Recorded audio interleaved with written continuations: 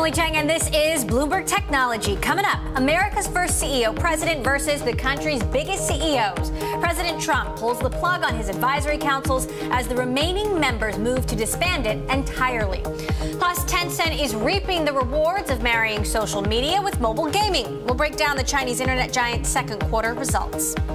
And my exclusive and wide-ranging interview with former SoftBank president Nikesh Arora, covering everything from SoftBank's bold investment strategy to his thoughts on Uber and the future of self-driving cars. But first, to our lead. President Trump says he's disbanding 2 advisory groups of American business leaders. This after multiple CEOs stepped down from the boards as Trump faced blowback for failing to sufficiently condemn white supremacists. And new reports that the remaining members of the council had decided to disband. The president made the announcement on Twitter saying, quote, rather than putting pressure on the business people of the Manufacturing Council and Strategy and Policy Forum, I'm ending both. It's a serious turnaround from the tweet he posted yesterday, which read, quote, for every CEO that drops out of the Manufacturing Council, I have many to take their place. Grandstanders should not have gone on. Jobs. For the latest developments on this ongoing story from Washington, we have Marty Schenker, Bloomberg Senior Executive Editor for International Government. Also with me here in the studio, our Editor-at-Large, Corey Johnson. Marty, I got to start with you. Look, these CEOs clearly came to the conclusion they wanted to step down themselves, and then Trump does this. What is your reaction to how this all unfolded? Well, it was a very strange and bizarre scene where you had CEOs trying to jump ship after the ship had sailed. We had broken the news that the advisory council had been was disbanding and was going to inform the White House.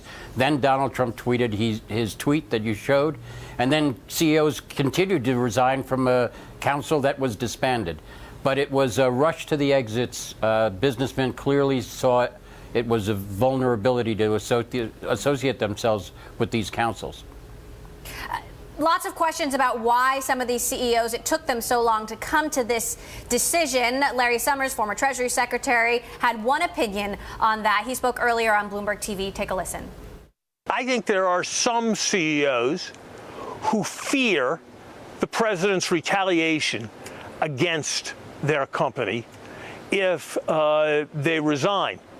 That's why I advised a number of CEOs who asked me not to join President Trump's councils, because I told them, I think things will happen with good probability that will make you want to resign. The committee ultimately did, though, decide to disband, and we did get a statement from the Strategy and Policy Forum saying, we believe the debate over forum participation has become a distraction from our well-intentioned and sincere desire to aid vital policy discussions on how to improve the lives of everyday Americans. As such, the president and we are disbanding the forum.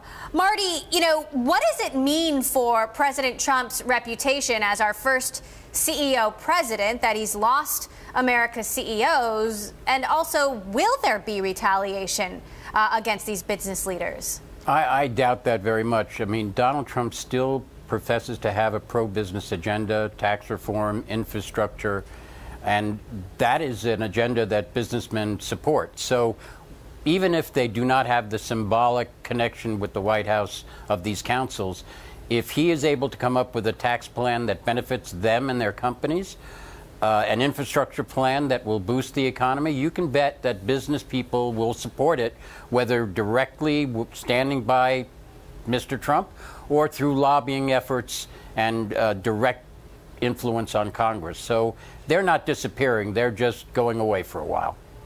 Now, Corey, it's been interesting to see how various content companies have managed the content that has flooded onto their platforms. Of course, Trump went to Twitter, his go-to platform, to make these announcements. Meantime, Twitter has been censoring hateful content related to this issue. Some of the tweets from David Duke, for example, were censored on Twitter yesterday. What kind of a response are we expecting from these? Well, I think it's interesting to watch these new media companies wrestle with these issues that old media has had to deal with a long time ago, and figure out how to be a platform that opens up speech to everyone and yet shuts down hate speech, and that hate speech has taken such a central point. I'm struck by someone made a comment that there's not more racism, there are more cameras. I mentioned this in the news meeting yesterday, but that we're seeing these voices and we're hearing these voices because of these platforms, because of the proliferation of cameras, on phones and so on. It's not that these things weren't happening before. It's that these things are getting more attention than they did before. And I think Twitter sort of probably wrestles with that internally about how much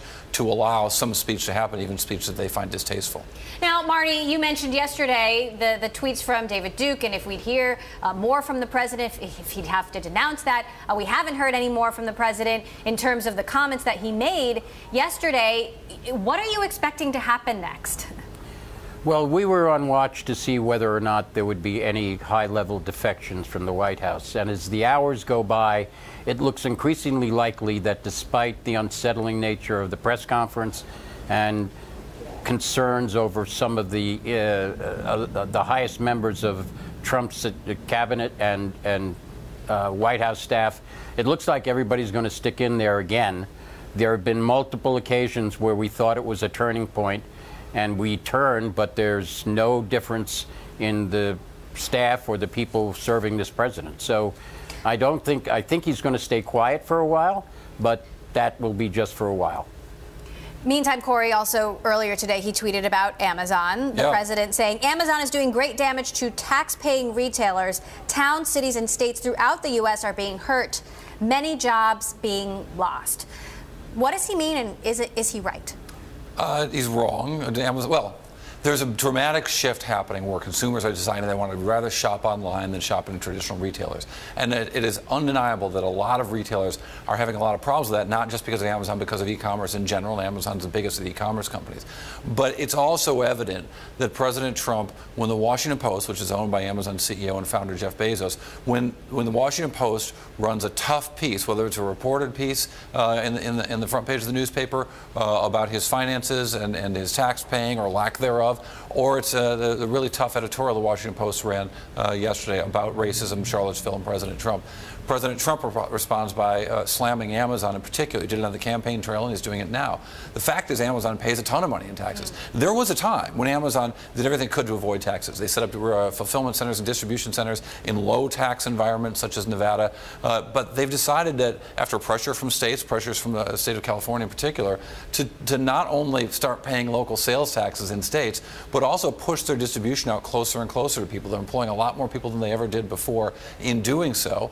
The net add of Amazon jobs might not be equal to the contraction in physical retail, but Amazon's also paying a lot of taxes. Last year, Amazon paid over 40% of its operating profit in taxes, according to financial filings and the SEC filings. So they've paid a lot of money in taxes, unlike days of yore. Could this, the president's sentiment, impact Amazon, the pending Whole Foods deal? Could this hurt Amazon? It's unclear what the FTC is going to say about that deal, but most people who have looked at this think that because there's so much competition in the world of grocery, that Amazon's acquisition of Whole Foods will not face pushback from the Federal Trade Commission as they examine this deal. And indeed, you could see Amazon rush the bond market this week and raise so much money to pay for the Whole Foods deal. It could, it doesn't look like the Trump administration is going to be able to squash that. All right. Marty, one last question for you. I know the president has announced a rally on Tuesday in Phoenix. What do you anticipate there? I anticipate him being in an environment that he really feels safe and comfortable. Arizona being a place where immigration is of great concern and interest. So expect him to double down on his views on the wall and on immigration and to get comfortable with his base. All right, Marty Schenker, our senior executive editor for us there in Washington, our editor-at-large, Corey Johnson, with me here in San Francisco. Moving now to earnings. Cisco's transition into a company that's less dependent on hardware is hurting its overall growth. Cisco predicted another revenue decline as the company tries to remake itself. Sales in the current period may decline as much as 3% from a year earlier. Be sure to catch CEO Chuck Robbins on Bloomberg TV Thursday morning, 9 a.m. New York time, 6 a.m. in San Francisco. Coming up, we'll look further at earnings. Tencent reports record profit in the last quarter thanks to users flocking to WeChat and its hit mobile game. We'll bring you all the details next. This is Bloomberg.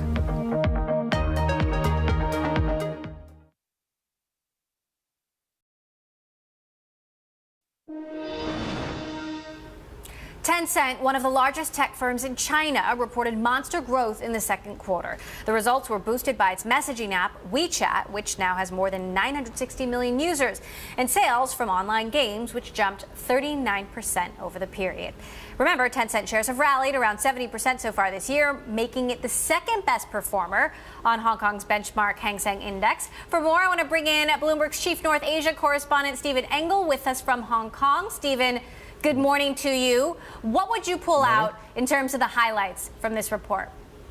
Yeah, I mean, you look at those WeChat numbers, 963 million. If you add the QQ users, another social media platform, it's more than 1 billion users. And what they're now doing better is monetizing that user base in WeChat and QQ to drive mobile gaming and making an ecosystem for that, because we saw mobile gaming revenue for the first time surpass that from the desktop gaming. So that's always been their juggernaut, mobile gaming. I think internet value-added services that includes mobile gaming makes up about 71% of Tencent's revenue. But now it's really moving into mobile gaming because of this massive hit, Honor of Kings, more than 200 million users and growing, 54% of which, I might add, are female. So they've tapped into that clientele, if you will, quite efficiently. So it's a really interesting story, because everybody here talking in Hong Kong is, how can a company this large, you mentioned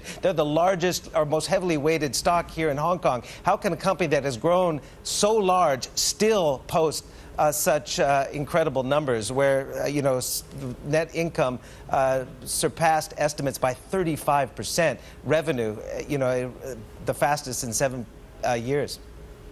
So, and as you know, Honor of Kings rolling out in the U.S. and Europe later this year, how would you describe Tencent's footprint outside of China?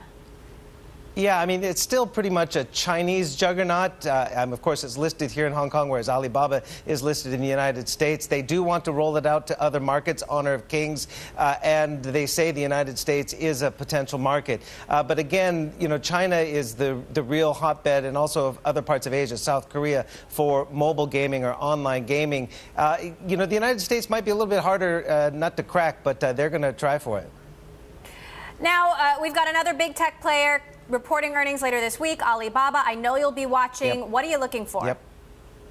Yeah, of course, they dominate e-commerce, whereas Tencent is really the big mobile and online gaming juggernaut. Alibaba dominates more than 90% of these e-commerce transactions in China. What I'm going to be looking for is revenue from their other businesses and also international expansion, big in cloud computing and other areas. When are they going to really start getting traction there? This is another juggernaut, of course, Alibaba, but I want to see what they're going to be doing overseas and in these other areas that have been a bit of a drag. All right, Bloomberg's chief North Asia correspondent Steve Engel with us from Hong Kong this morning. Thanks so much, Steve, for stopping by. Coming up, our conversation with former SoftBank president Nikesh Arora, who was once tapped as heir apparent to the SoftBank empire. He joins us for a wide-ranging exclusive interview on SoftBank's investment strategy, Uber's leadership, and what he plans to do next as one of tech's most prominent free agents. This is Bloomberg.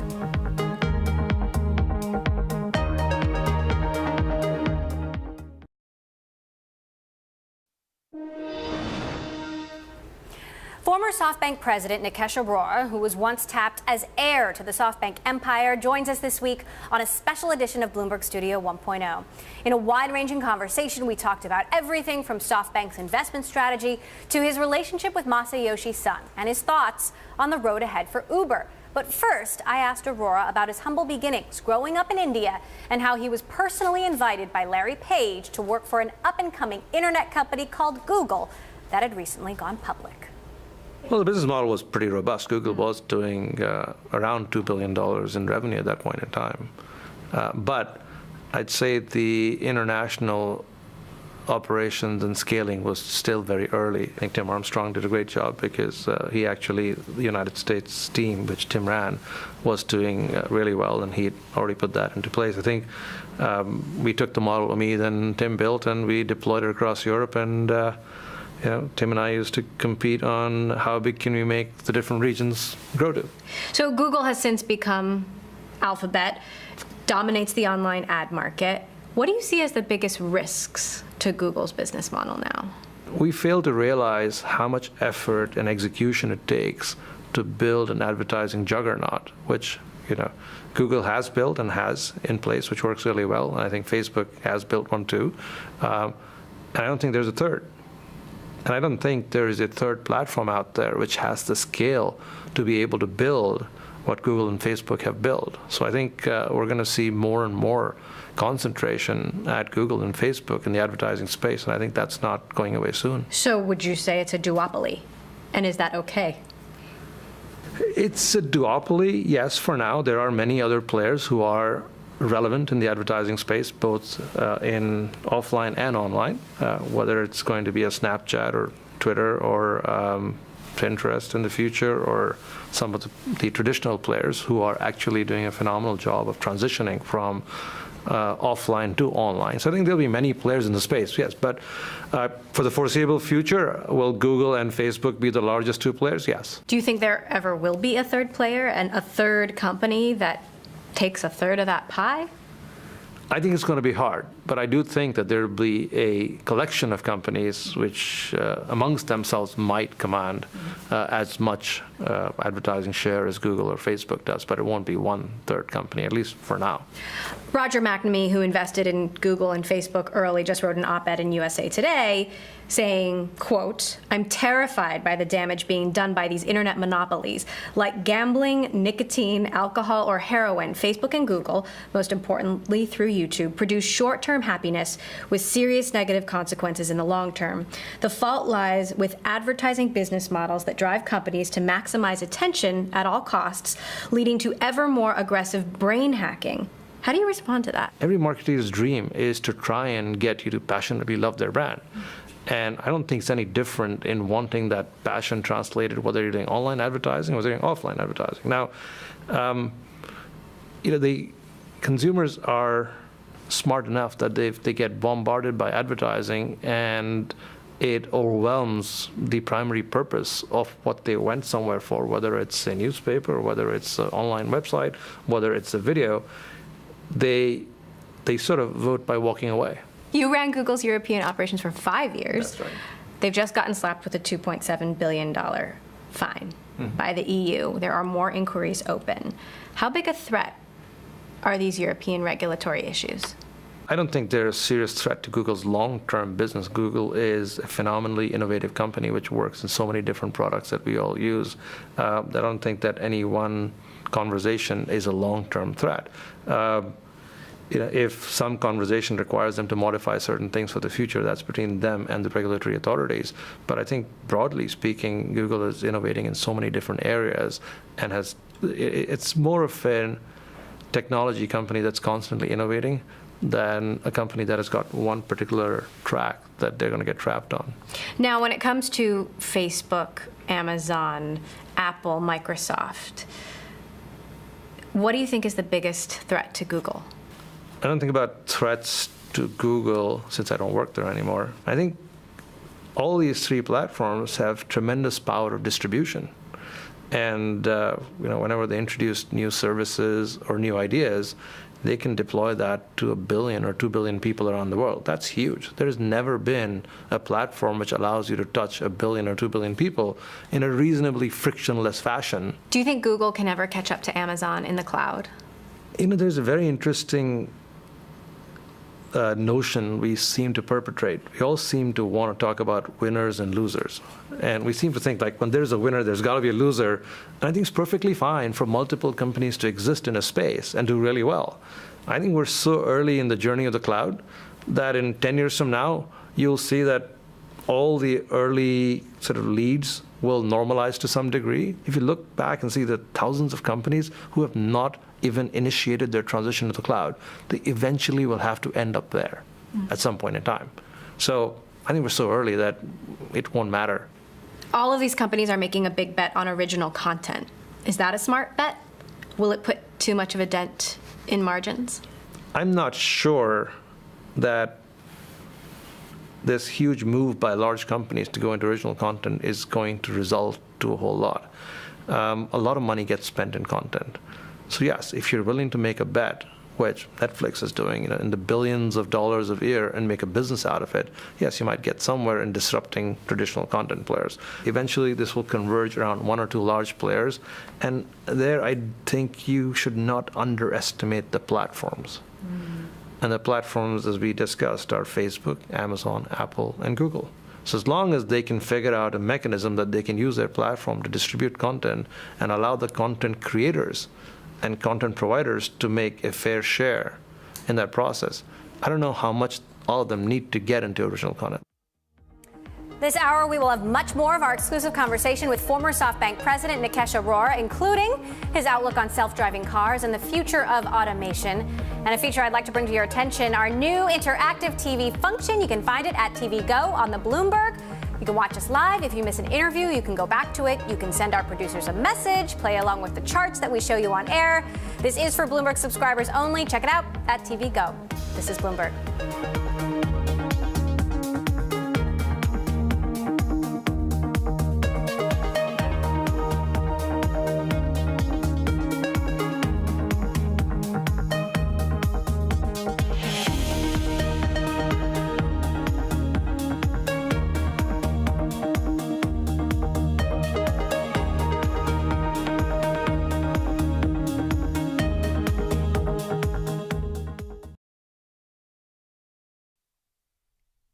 I'm Mark Crumpton in New York. You're watching Bloomberg Technology. Let's begin with a check of first word news. UN Secretary General Antonio Guterres says tensions on the Korean Peninsula are at their highest level in decades. Guterres sought to remind the world of the suffering caused by the Korean War.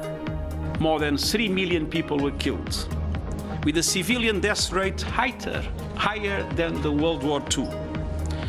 And the Korean Peninsula was left in ruins, and many nations were directly engaged and experienced heavy losses. We need to heed the lessons of history, not to repeat the mistakes. Vice President Pence is calling on Chile to break all diplomatic and commercial ties with North Korea. Pence says he made the request during a meeting today in Santiago with Chilean President Michelle Bachelet. He's also asking Peru, Mexico, and Brazil to do the same. U.S. Trade Representative Robert Lighthizer says President Trump, quote, is not interested in a mere tweaking of a few provisions of NAFTA. Lighthizer's comments came as talks to rework provisions of the trade pact began in Washington. I'm Mark Crumpton. This is Bloomberg. It's just after 5:30 p.m. here in New York, 7:30 Thursday morning in Sydney. My colleague Paul Allen has a look at the markets. Paul, good morning. Good morning, Mark. Well, we're seeing ASX futures 0.2% higher, with surge in base metal prices likely to see miners performing well on the index today. And there's another absolute raft of earnings out, including from Wesfarmers, Telstra, the telecommunications provider, and gold miner Evolution, just to name a few. We're also going to be keeping an eye on the Australian dollar today, which may move on the always unpredictable unemployment figures out of Australia. They're estimated to hold steady at 5.6% for the month of July, but as I say, these are unpredictable numbers. We will be watching to see if this trend towards full-time employment over part-time employment does continue. Over in Japan, Nikkei futures looking a little weaker as the market there waits on the trade balance for July. That's likely to rise to about $1.7 billion US. The rise in exports likely to outstrip a corresponding rise in imports. Over in Hong Kong, we'll be closely watching Cathay Pacific. The airline on Wednesday reported a first-half net loss of $262 million after the bell. That is Cathay's worst net loss in 20 years. Cathay says it has no plans, however, to introduce a budget service to try and turn things around. It's instead going to focus on improving services, renovating airport lounges, and improving the overall experience for its existing customers. So we'll check out that stock when it opens. I'm Paul Allen in Sydney. More from Bloomberg Technology next.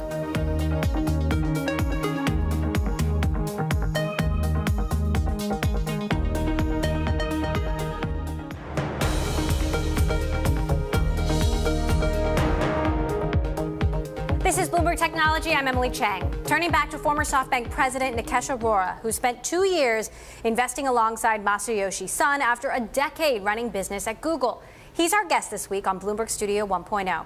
In part 2 of our exclusive conversation, I asked him about who's winning in the self-driving car race and how soon they will actually hit the road. I'm in the camp which thinks it'll be a while before we see a large proliferation of self-driving cars around us. I think the economics, the regulation, the retooling required to get this to happen in scale is far, far, far away. And I think we haven't even thought about the ownership models and the societal problems that it's going to cause, and how do you park these cars? Where do you put them? We may see people who can do closed-loop tests and show you that things going to work. That could happen in short order. But I think large-scale deployment and having an impact on the rental business or the ride-hailing business, I think is still further away than we think. Should Uber and Lyft and Didi and Google and Apple, should all these companies be working on self-driving cars, or should they?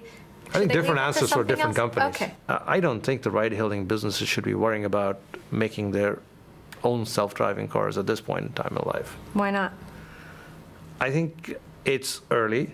I think the ride-hailing industry hasn't settled down. We haven't quite figured out where that industry is going to stabilize. I think they have lots and lots of work to do in the logistics, in the way they move cars from one place to the other, in managing supply and demand, and they're very early in their evolution.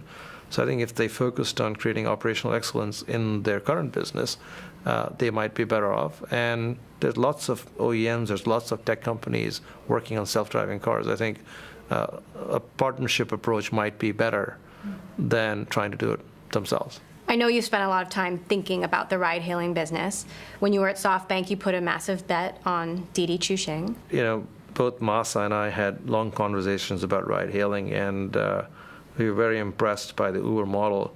But at that point in time, we felt SoftBank would be better served investing in some of the other players. So we invested in Ola in India very early.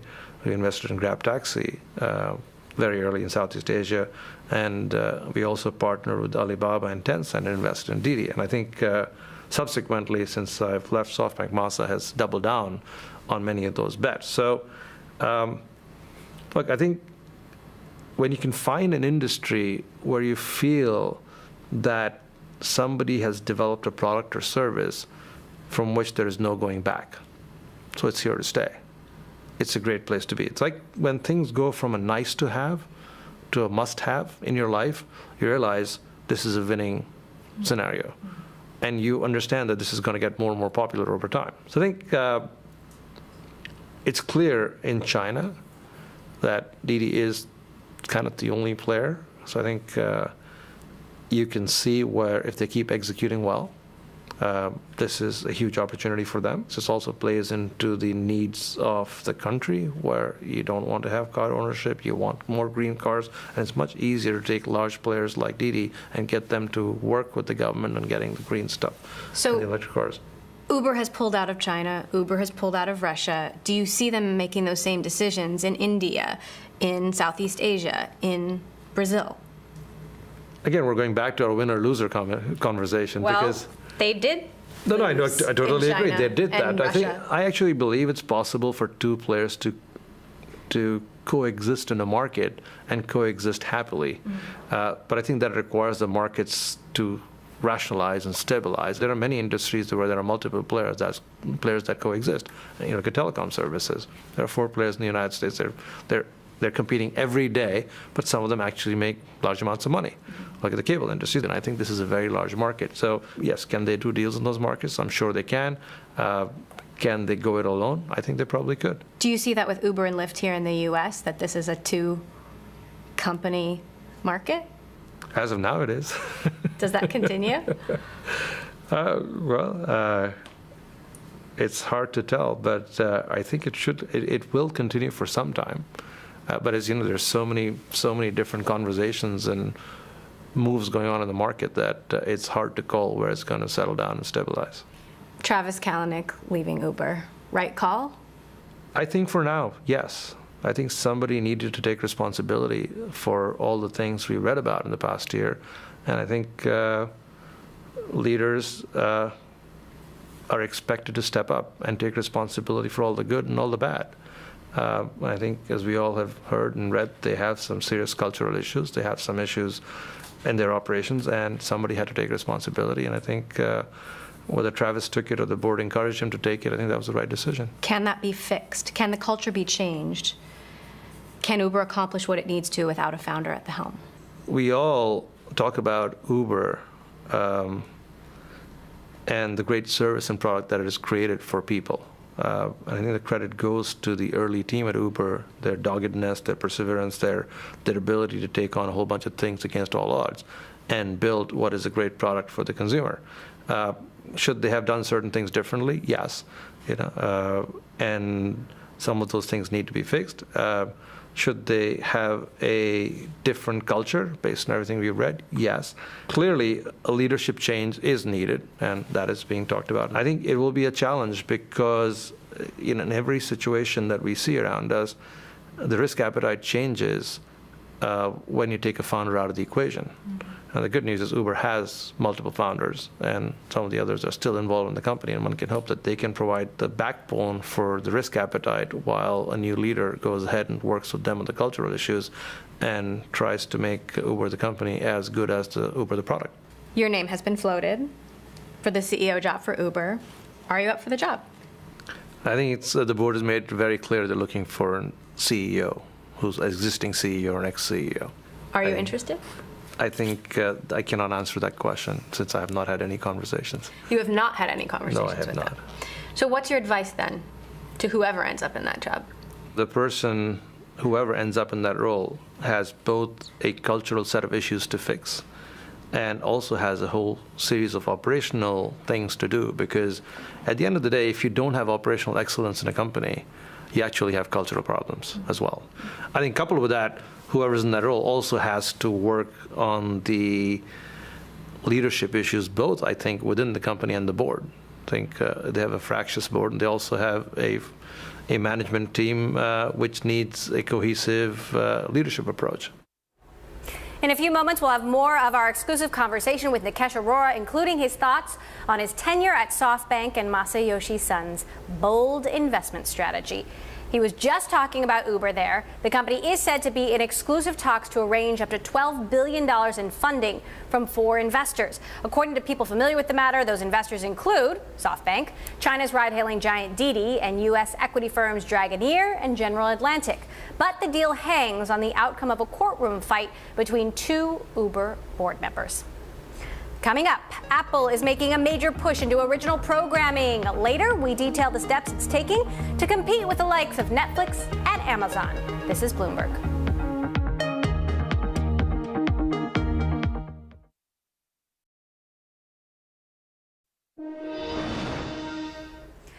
More now of Bloomberg Studio 1.0 and my exclusive conversation with former SoftBank president Nikesh Arora, who led their investment in Didi Chuxing, the China-based ride-hailing giant. In part 3 of our interview, I asked Arora about why he left SoftBank and CEO Masayoshi Son's bold investment strategy. He just wants to do bigger, bolder things, and he's an amazing optimist. He looks at he has a 300-year vision or a 50-year vision. He doesn't do things in 3 months, 6 months, 9-month thought processes. He's found some partners who he's working with to give him access to a huge amount of capital, and he's out there busy sowing the seeds for creating this cohesive information revolution. Is what I can see from where I stand. You were the heir apparent. You were supposed to succeed him. Yes. What happened? I think when he and I got together, we had an amazing 2 years, and we saw eye to eye on many things. In his life, when he turned 60, he was going to take a back seat and be more chairman-like and find a CEO to perpetrate his legacy and the legacy of SoftBank. So when he and I met when he was 57, he said, you know what? After a year of us being together, he said, I think you would make a great successor. I said, great. As it came closer to him turning 60, I think sometime this month, he realized that he wasn't done, and as is evident from the last year, he seems to have renewed energy, and he definitely wants to see this information revolution through with all the investing that he's doing. So there were some shareholders that complained about you, said you had a conflict of interest, said you were overpaid. Did that play any role in you leaving? Did you ever get to the bottom of who was behind that? No, we never got to the bottom of who was behind that, but the board established an independent committee which looked at everything. They found no issues, there were none, so there was nothing to look at. And Masa was very, very supportive throughout the entire process.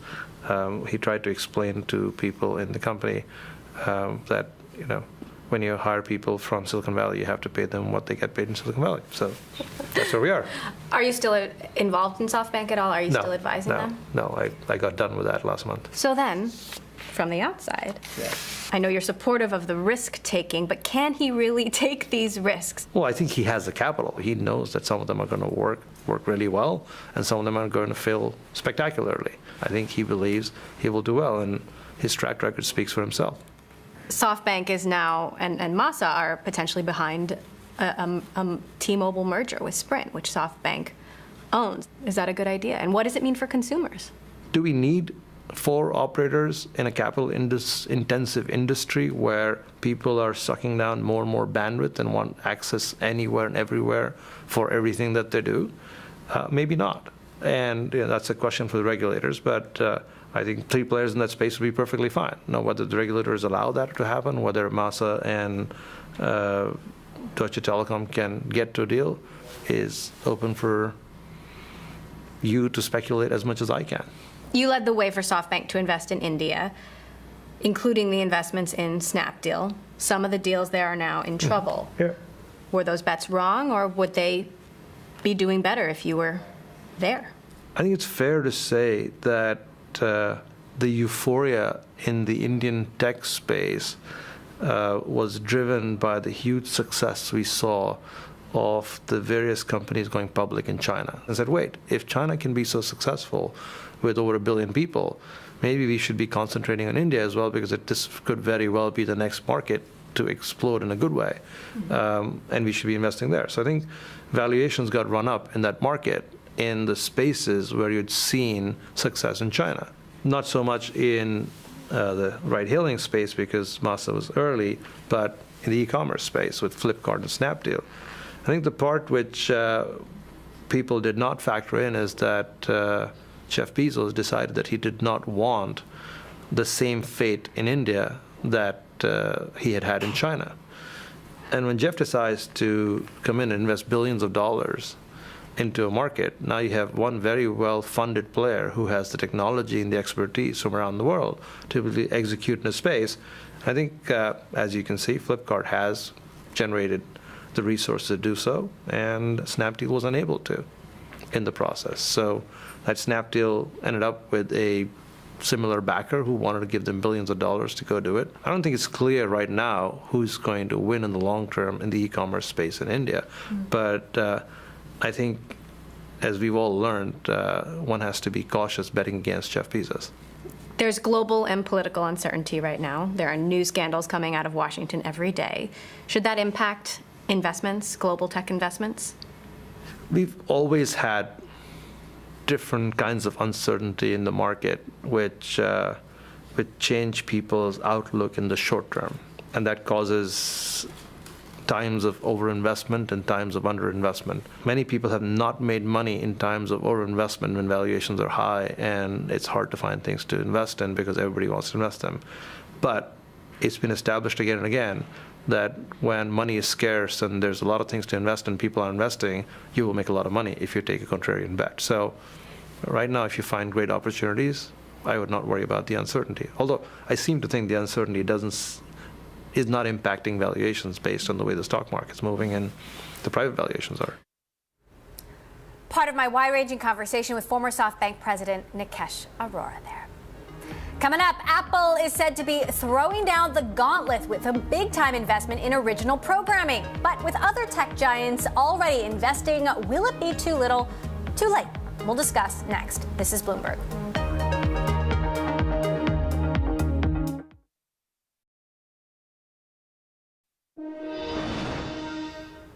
Apple is out to make a splash in Hollywood. The tech giant plans to spend about $1 billion on its original programming in the next year.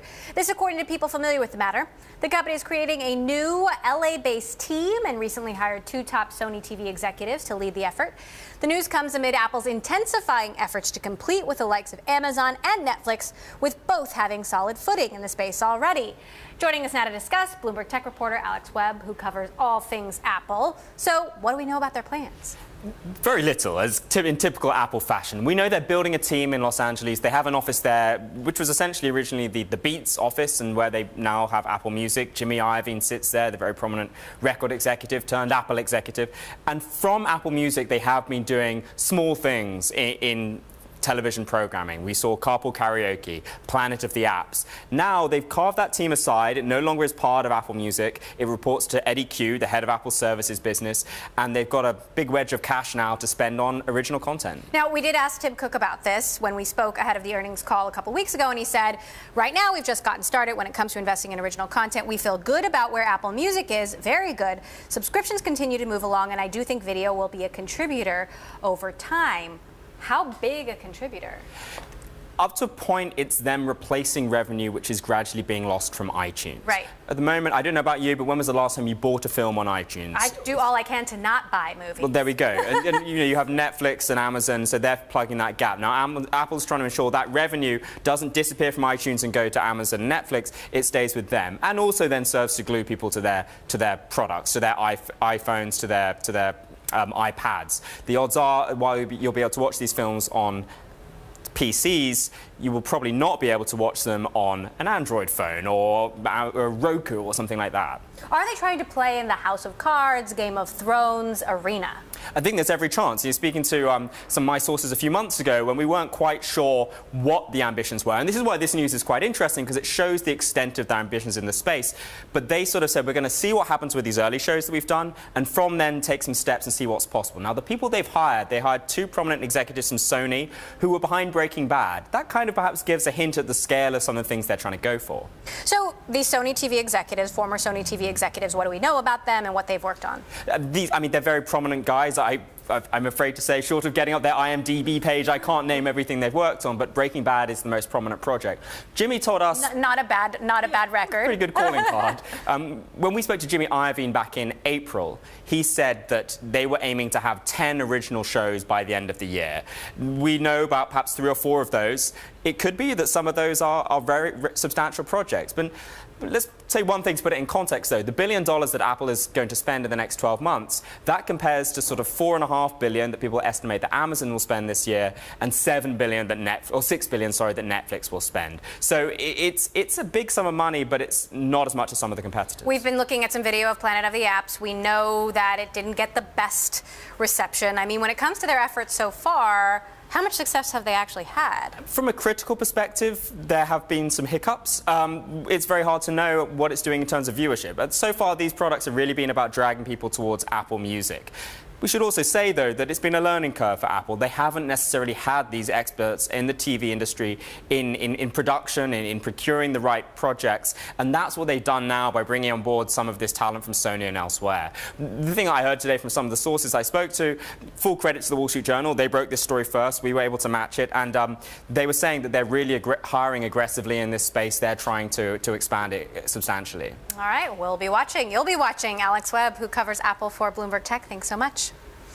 And that does it for this edition of Bloomberg Technology. On Thursday's show, we'll cover all things Alibaba with Alibaba results with investor Hans Tung of GGV Capital.